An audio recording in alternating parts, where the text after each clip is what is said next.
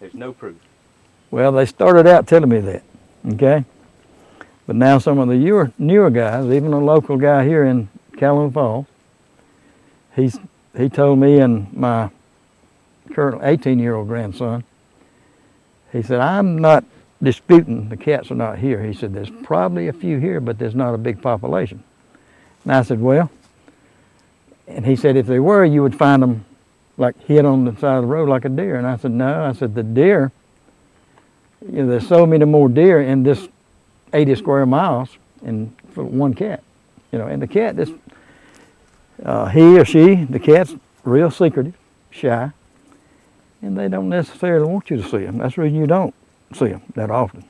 But now, there are more and more of them, and although there have been a few that I've heard of being killed, okay? And there's some pictures. I was trying to get in here today, but these people couldn't come. I lost my train of thought. Pictures of the dead panthers side of the road. Yeah, this one individual, guy with the DNR, a younger guy, was telling us that he said, you know, there's probably a small population of them, but not a large population. And I explained to him that, you know, well, and because he said you don't find them laying on the side of the road like a deer. Well, there's so many more deer per square mile than this one cat every 80 square miles, maybe 80.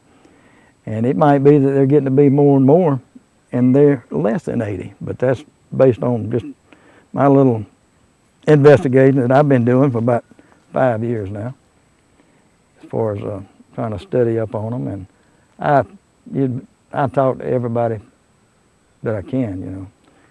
Truck drivers come into my plant, pick up and deliver whatever. You do any hunting? Oh yeah, I do a little. You ask them about the cats, you'd be surprised at the people that see them, but they never told a DNR person. Here recently, as a matter of fact, on July the 4th, like 11 o'clock in the morning, I had a gentleman call me, wanted to know if I'd come and see if I could trap the cougar that they had been seeing around their home, around the lake over in Lawrence County. I told him no, that I couldn't. He said, well, I saw where you were interested in these cougars. They're kind of like a hobby of yours. I said, yeah, I am, but you'd have to talk with the DNR. Well, they called the DNR. I can't remember the guy's name right offhand. He gave me his phone, his personal cell phone, for me to call him if I found out anything. But they did ask me to go over and maybe put some cameras out, and I did. Left them about 12, 13 days, nights, and got a ton of deer, pictures of deer, but no cat. And that particular property, out in the middle of nowhere, you'd think, you know, you go into a lake and you're going to run into a gravel dirt road, dusty. Nothing like it. $1 million homes all around this lake, sidewalks, and this cougar that they saw, and they was, I would say probably 5 or 6 different individuals. There was one child that saw it from her bathroom window upstairs, but her mother had seen one earlier right there at their house. It's just unreal. You know, you probably aren't supposed to bother them, but you don't want them in your neighborhood, you know, watching your kids while they play out, you know, beside the house. And eventually, unfortunately, something is going to happen. The first thing they'll probably say it was somebody's pet that escaped. And I was told had never been one laying on the lab table that they could prove that was living in the wild. And that might be true. But I know of some local folks here that have said that they killed one and buried it. They didn't want to hassle with the DNR, but it was stalking their horses. Another hunt club in the Calhoun Falls area, I was told by the guy that owns it and one of his workers, about 175-pound Tony cougar that was killed, along with later a black one that was shot, and they had blood trail, but it was too late in the evening to follow it. And that was a member that was up in Easley, lived in Easley. They gave me his name and number, but nobody ever wants to tell you about it. If they did something like that. And like I say, they may be protected, but we need to be educated that they're here. As far as the wildlife people, putting signs up, caution, cougar seen in this area, on this trail or something like that, or warnings. There's probably a lot of money going to be involved when they do start educating themselves. And they probably already send some of these guys to Florida, take them out, and they've got some cat out there with a collar on, and they say, here's what you got to do, turn the dog loose, and he's going to run it up the tree. They're easy to do. Well, it might be down there because they're on a certain property, and there's a good many of them there. And I hear this all the time from wildlife people. The same story you were just telling. You should find them dead on the road, and when we walk out in the woods, it should be pretty easy to find sign of them. Because the experience in South Florida is you got 80 cats in Southwest Florida. And every time I go into the woods, in the Fakahatchee Strand, every time I can find scat, I can find marks on the trees. Would we have 7 or 8 killed on the road last year? At least 8. Florida? 8. Average 7 to 9. Florida. And there's a big difference between Florida and here. And this is what I think is fairly interesting is, in Florida, those cats walk on the same trails people do because everything else is flooded.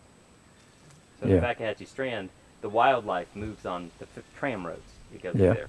And in Florida, the Fakahatchee Strand, Florida Panther Preserve, those places are bordered on both sides by 2 of the busiest roads in North America. I-75, the Alligator Alley. A lot of cats were getting killed on that. They put up fences and crossings, and now there's fewer cats getting killed on it. The Connector Road, a lot of cats still getting killed on. And Tamiami Trail, which has no fences, crosses a big cypress where cats still get killed. That's a solid wall of traffic. I mean, I used to live there. That's a horrible wall of traffic. I can imagine. We don't have too many roads like that in McCormick County. No. Or Abbeville County. No. So the odds of a cat actually getting hit when he crosses the road, that 1 cat per 80 square miles, is pretty small. Yeah, it is. The odds of finding a sign in the forest is fairly small. That's true. There's a big difference between what's expected in South Carolina and what's expected in Florida, I think. Yeah, I've heard, and I can quote $63 million that was spent on the cats down there. Basically, more than likely, it was for the habitat, for the property, the most that they spent. That big fence. That chain link fence is 25 feet tall. And I've heard that they've been taking some of that away now because of churches and universities wanting to build those. And they have been finding, and I've got this published from the Key West newspaper, they've been finding them further north than and these are maybe 3-year-old cats that didn't have collars on, that they weren't able to track. And they've been finding transient males and even found females north. And I know some, I got some good customers that live in Lakeland, Florida, and they say they've been seeing the cats since they were little kids, even the black cats down there too. Seen them in the dumpsters. There's been several sightings of them around dumpsters before we did away with our dumpsters here in Abbeville County. And these same 2 guys, they're partners in this business, construction business. They have leased a good bit of property for hunting in South Georgia. And some of their guys that help, go in and part of that club or whatever, have a lot of trail cameras up. Typically they do it for the deer, see what kind of quality deer is there. They're finding cougar pictures. So they're not just here in Abbeville County, or they're in Georgia, North Carolina. I know you've seen recently where they've been running behind the cops up in Chicago, Yeah. and in Pennsylvania. As long as, now it's, they call them the ghost cat. Means you probably won't ever see them. Just like the deer and now the alligators. If they get to be a little too many of them, then we can coexist with them. I mean, we've done it from here going back maybe more than 100 years. They didn't completely disappear. They just, hey, I ain't coming out. But now that there's more of them, and like I say, we've been coexisting with them for many, many years. But we need to be educated. Get back to this education that the U.S. Fish and Wildlife Service, the DNR, naturally they should work together on that. I know was it in 1982 in Atlanta, Georgia, they approved a recovery plan for the eastern cougar. They wanted to see if they could get 50 breeding adults in, I'm thinking, South Carolina, Tennessee, North Carolina, or either Georgia, Tennessee, and South Carolina. It was on their website. I've got a copy of it. 50 cats is a lot of cats when you figure the female has got 50 to 100 square miles, depending on the food and the competition of the territory deal. South Carolina itself probably has, 400 cats. That's my personal, it's my story and I'm sticking to it, and you'd have to prove that there's not. But that's pretty neat. What do you think culturally here compared to the story that I've got in North Carolina? How important are cats in the culture, or just the general population, Yeah, how important are they to the culture, whether they're real or not? Not much here. No. Mm-mm. It's not ingrained here. We've talked about it on a couple of radio stations in recent months. People call in and say, well, we saw one that was brown. Y'all talk about black ones. This guy says, hey, if it's brown, it's down. They don't want anything coming toward him with a growling, shining its teeth. Shoot and ask questions later, about it.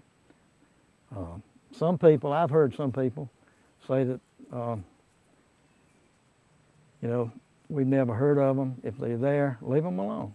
Well, that'd be fine, but we need to know from some authority that they are here. That's what I was saying. Yeah, absolutely. And people may change their mind and just won't let their kids go out back if they live out in the country, in the woods. At Clemson, when there was a sighting, everyone on the university got a warning that there was a cougar on campus. I don't know did you know that they sent out a general email alert to everyone on the I figured that was probably the first time, but they didn't mention that, on the news. Right. That the deal with the email. Yeah.